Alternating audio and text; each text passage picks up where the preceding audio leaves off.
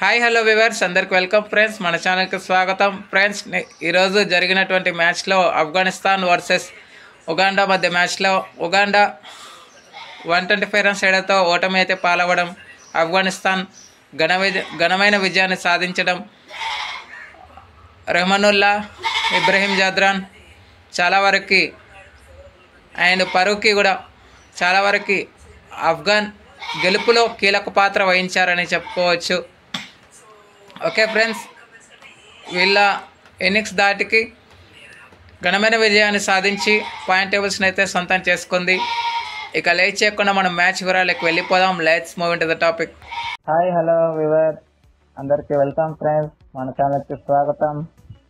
మా ఛానల్లో మీకు కనుక వీడియోస్ నచ్చితే లైక్ చేయండి, షేర్ చేయండి, కామెంట్ చేయండి మరియు సబ్స్క్రైబ్ చేయండి.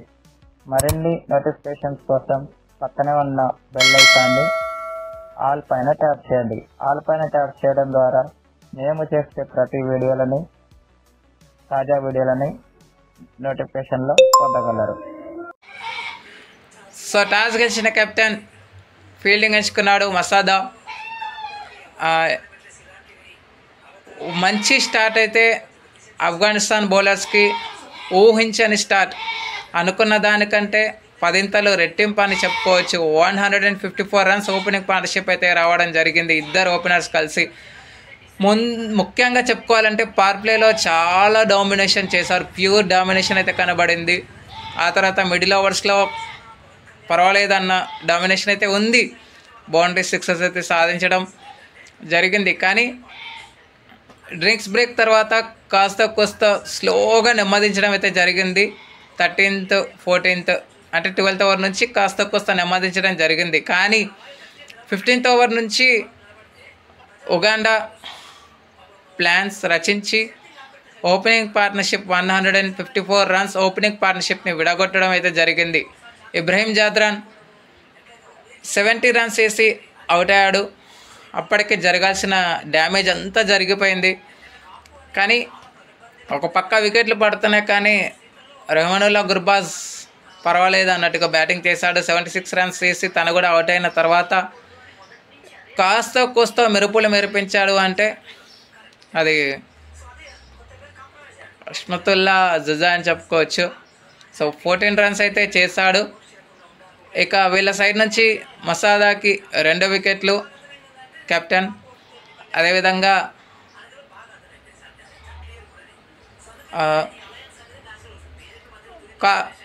కాస్మోస్కి కూడా 2 వికెట్లు అయితే రావడం జరిగింది. సో మొత్తంగా 5 వికెట్లు అయితే కోల్పోవడం జరిగింది. 183 రన్స్ అయితే స్కోర్ చేసింది. ఎక్స్ట్రాస్ 10 ఎక్స్ట్రాస్ అయితే ఇచ్చారు. దీంట్లో ముఖ్యంగా వైడ్లు ఎక్కువ ఉన్నాయి, వైడ్లు 7 ఉన్నాయని చెప్పుకోవచ్చు. ఒక నో బాల్ కూడా ఉంది.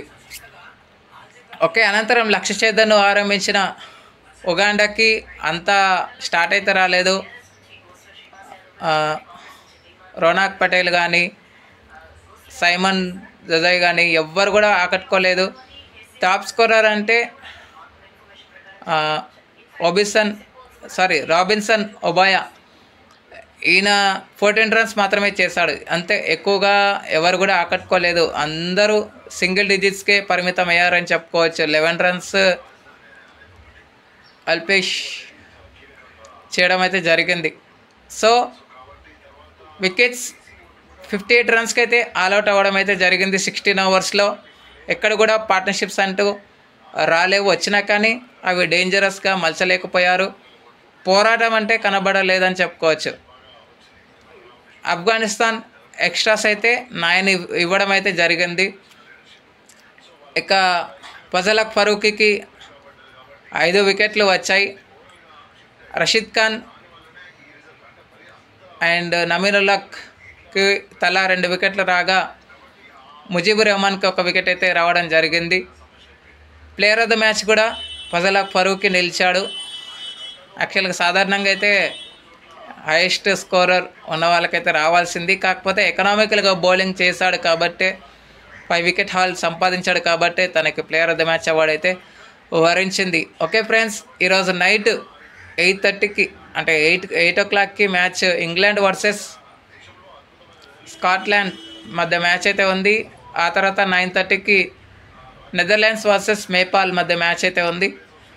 మరి ఈ 2 మ్యాచెస్ ఎవరిని విజయం వరిస్తున్నారని మీరు అనుకుంటున్నారో కామెంట్ బాక్స్లో కామెంట్ చేయండి. నేనైతే ఫస్ట్ మ్యాచ్ అంటే నైట్ జరగబోయే ఫస్ట్ మ్యాచ్ ఇంగ్లాండ్ అనుకుంటున్నాను. సెకండ్ నేపాల్ అనుకుంటున్నాను. మరి చూడాలి. Okay friends, thank you. ఇలాంటి అప్డేట్స్ కోసం ఛానల్ని సబ్స్క్రైబ్, షేర్, లైక్, కమెంట్ చేయండి. మరొక అప్డేట్తో మేము ఉంటాను ఫ్రెండ్స్. అంతవరకు సెలవు, నమస్కారం.